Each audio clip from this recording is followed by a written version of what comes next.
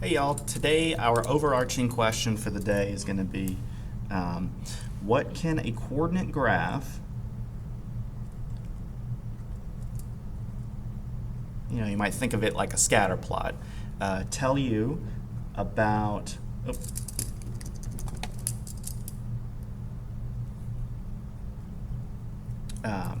quantities in a quantities in a real world scenario. So basically, like how can you interpret a graph like a scatter plot and try to write an equation to represent that? So what can a coordinate graph tell you about quantities in a real world scenario? Having trouble spelling this morning. Okay, so our goals here is, number one, we're going to explore real-world linear equations and graphs. We're going to graph a linear equation that models a real-world scenario. In other words, we're going to write equations to represent something that's actually happening. That models. Okay, we're going to write a linear equation that models a real-world scenario, and we're going to interpret linear graphs and think about what kind of constraints or restrictions there might be based on the context of the problem. So some of the variables, some of the terms you're going to want to know going into this is, what does it assume mean? And that is to accept as true without proof. So it's okay to make assumptions, but you have to be aware that they are just assumptions. Without hard proof, you can't really say definitively whether or not something's true. And so the viability, or we'll say viable, is going to be our next word, and that means that it's capable of working successfully. Okay, if something is viable, that means, hey, it can happen, it can work. So it's possible that it can happen. Continuous graph, this kind of goes back to when we talked about domain and range. When you have a continuous graph, that means you have like these points but that they're all connected. So think of continuous as being connected. A graph in the coordinate plane made up of connected lines or curves with no breaks. Meaning you could, if you can graph the whole thing without lifting up your pencil, then that is considered a continuous graph. But if you have to pick up your pen to go jump to another spot at any point, then no, it's not a continuous graph.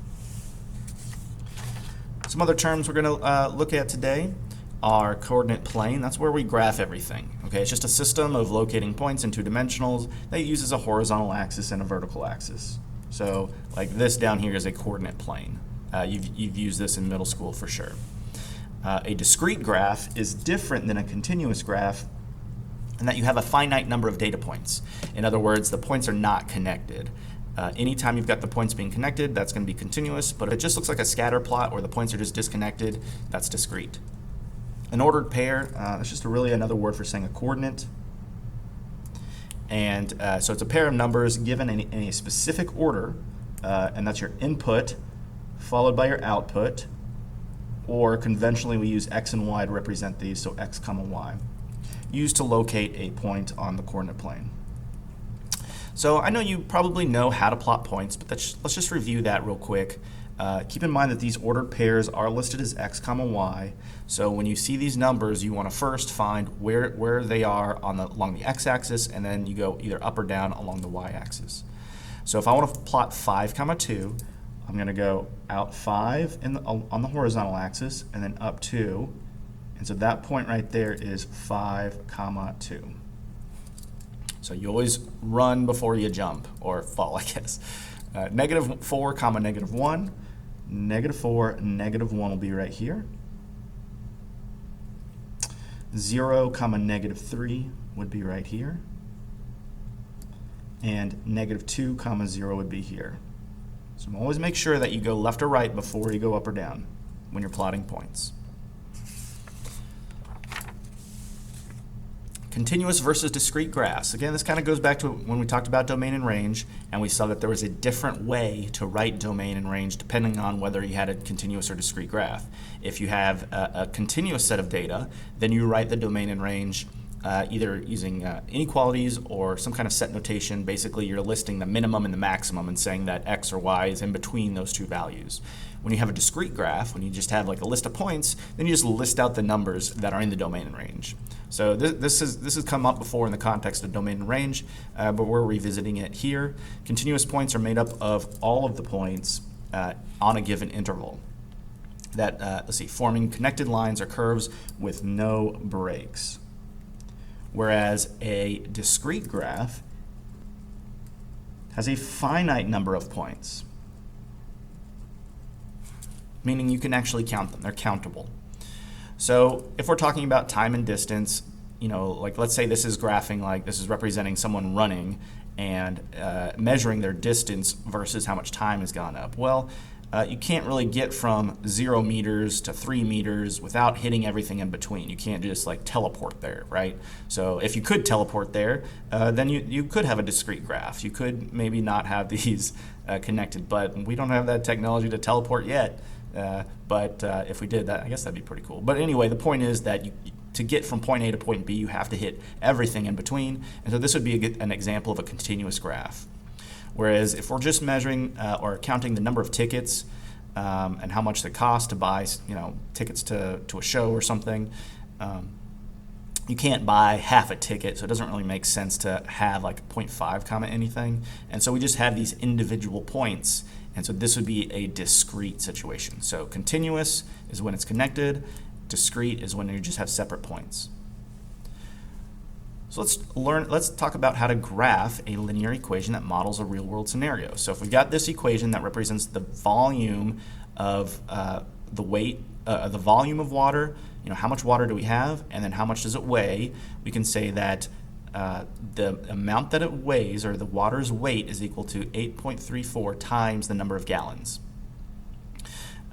And let's see, we're weight in pounds. Okay, so basically it's saying each gallon of water weighs 8.34 pounds. Now, if you try to plug in -2 into this equation, you will get a number out, right? Like I can multiply this by -2, but it doesn't really make sense in this context, right? Like, how do you have a negative number of gallons of water? So we want to say that, well, that's not really a viable input, right? So there's no definition there. So if we're talking about the domain of this equation, typically, like, this domain wouldn't have any restrictions if there was no context built around it. But because we're talking about something in the real world, there are going to be these implicit restrictions. And this implicit restriction is saying, well, G can't be negative, right? So G would have to be at least 0. The range here would be the same, right? The weight could be 0 if you had 0 gallons, or anything above that, depending on how many gallons you had. So anyway, this is the domain and range. I don't know. I don't think it really asks for that. Maybe it will in the future, but I think it's good to just kind of talk about that. Now, if all you had was this equation and no context around it, you would say that the domain and range could be anything, that there were no restrictions. But because it doesn't really make sense to have these negative values here, that's why we're restricting it in that way. So to fill out this table, well, we just need to like plug in 2 here. So we'd have 8.34 times 2, and we get 16.68.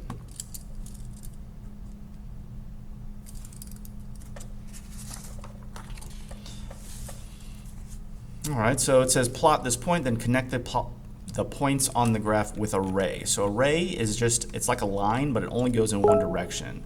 So let's go ahead and plot 4, 30. We're going to do our best here. Okay, so here's 20, here's 40, 30 is right here, so 33 is going to be a little bit above that. And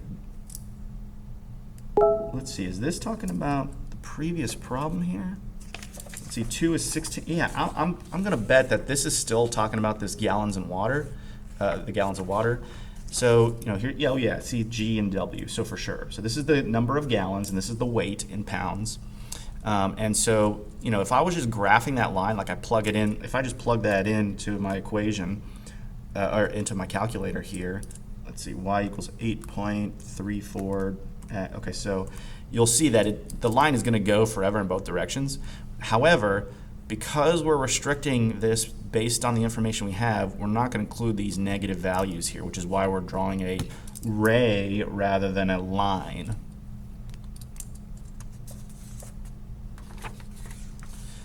All right, let's look at a different scenario. Emma's cell phone plan charges $10 per month plus an additional 10 cents per text. Whew. Yeah, that's going to get pretty expensive. I know, definitely for me, and definitely for some of y'all too. That would be ridiculous. It's absolutely ridiculous to charge per text. So I don't know about this whole real world, but let's just take it at face value here. Let's just assume it's right. Okay, so in a given month, you get charged the $10 plus the 10 cents per text. That's ridiculous. I can't. Sorry, I'm having trouble getting over that. I'm like, oh my gosh, like that. Okay, anyway, so C is the cost, T is the number of text. Let's graph this out. So let's plug in some values, right? We've got 0, so we get 10 plus 10 cents times 0 text. Probably didn't need a calculator for that one, but it's going to be 10. And then we've got 10 plus 10 cents for 10 texts. That'd be 11. Okay, so we got a nice little pattern going here. 10, 11, 12. You can kind of expect what the rest are going to be. So again, this is another case where we don't really want to graph any in the negatives because you can't send a negative text. I'm sure we've all sent a text we wish we could take back and like negate it out with a negative text, but in reality, you either have a text or you don't. There's a negative text doesn't really make any sense here. So we're going to draw another ray here. So basically what that means is the domain here, the domain is going to be everything above 0. So we're going to say t greater than or equal to 0. And we have a range of, let's see, C is going to be greater than or equal to, you got to pay that $10 no matter how many texts you send. So it's going to be C greater than or equal to 10. All right, so, this is what we were just saying. There cannot be a negative amount of text. Yeah, obviously. There also cannot be a fractional amount of text. Okay, so we actually have to go back and say, okay, this is a discrete graph, not a continuous graph. So this domain and range, we got to rethink how we're going to write this because you're right, you can't send half a text. So we're going to have to not only rewrite this, but we can't draw this line either. Okay, we're just going to leave it as just a finite number of texts here. Now there would be a bunch of other, because you could have like 1, 2, 3, 4. There'd be several more of these, and so you might ask, okay, well, how would you write that as a domain here? Well, we would have to say that the text would be, or we wouldn't even say t here because of the way we're writing this. We would use these curly brackets and say, okay, well, you could send 0 text, you can send 1 text. Can't send 0.5, so you can't unfortunately use that other notation. 2, 3, and then you would just like do this little etc., like 3 dots, or you might call it an ellipses, to just say, hey, this is just going to continue forever. The range, okay, so this is going to be kind of similar. If I send 0 text, it's going to be $10, but for each text, I got to tack on an extra 10 cents. So I would have like 1010, 1020, 1030, and so on. So yeah, we really have to pay attention to whether this context makes sense as a continuous situation or a discrete situation. So let's talk about how we would write the equation now, given the information we have. It says Daniel's freezer is set to 0 degrees Fahrenheit. He placed a loaf of bread that was at a temperature of 78 degrees in the freezer. The bread cooled at a rate of 12 degrees Fahrenheit per hour. Write and graph the equation that models the temperature.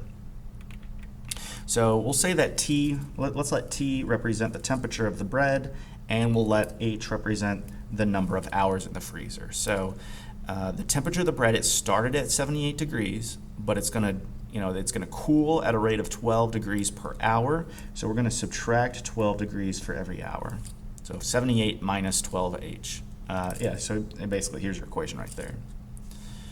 Okay, so I'm going to show you a little something on here. So, these tables so far have only had a couple of points that we needed to find, and so it probably is just quicker to go ahead and just type it in for each one.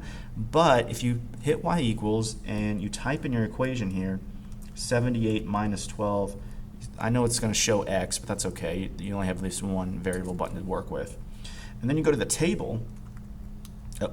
Second graph takes me to the table. this is going to be a little bit faster way if you've got a bunch of points to list out. That way you don't have to calculate each one and open yourself up to mistakes typing it in. So at time equals 2, so at 2 hours the temperature should be 54 degrees, and at 6 hours the temperature should be 6 degrees. So it's getting pretty cool. It looks like it's going to freeze pretty soon. Okay, so look at our viable solutions. We can't have negative values for h because we can't have negative amount of hours, okay?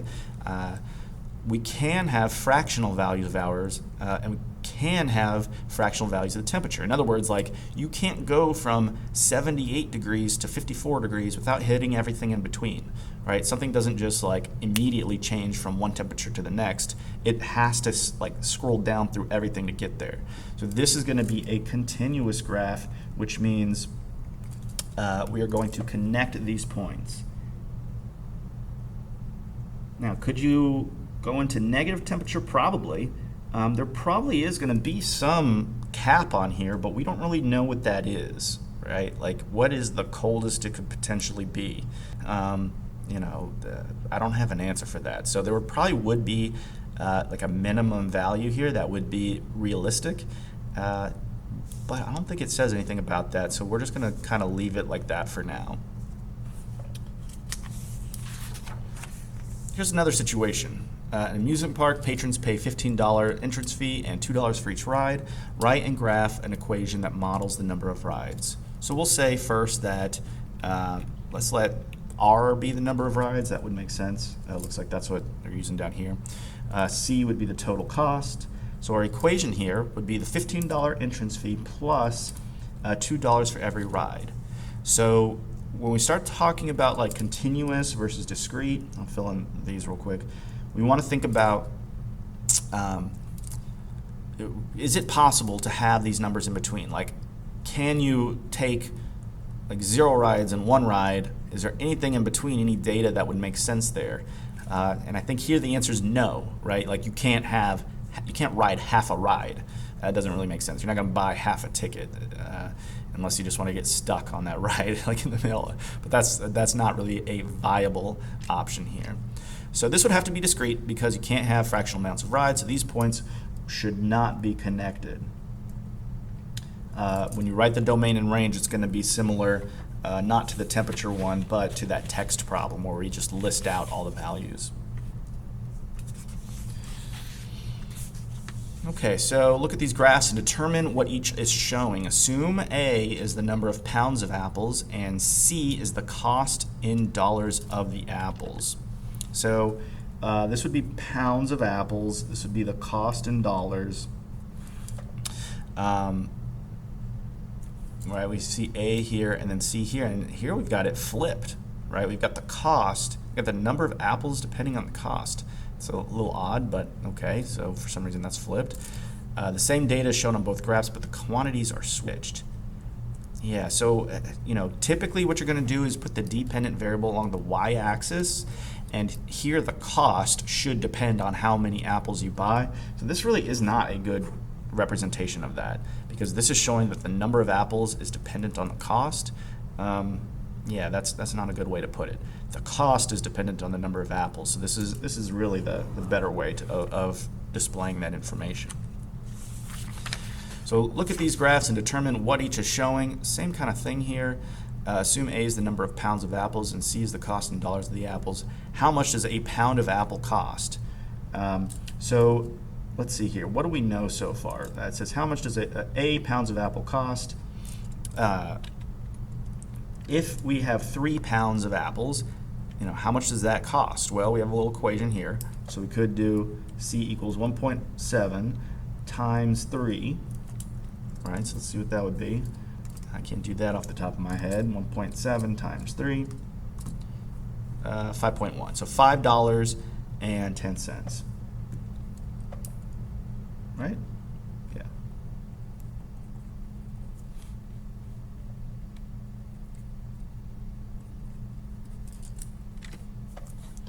How many pounds of apples can be purchased with this amount of money? Okay, so, well, I mean, it's going to be the same amount. Like if you knew you were going to spend 3, or you wanted to, Yeah, I guess, okay, so here we're saying, it's the same basic question. You have 3 apples, how much does it cost? You can work it backwards and say that, this is just not bad. I don't really like that at all because this is not showing the correct dependency. So forget that. Yeah, we're not going to deal with that. That's weird. All right, so that's pretty much it for today. If we're trying to answer that question from the beginning, what can a coordinate graph tell you about the relationship between quantities in a real-world scenario? And so what it does is, a coordinate graph tells you how one quantity changes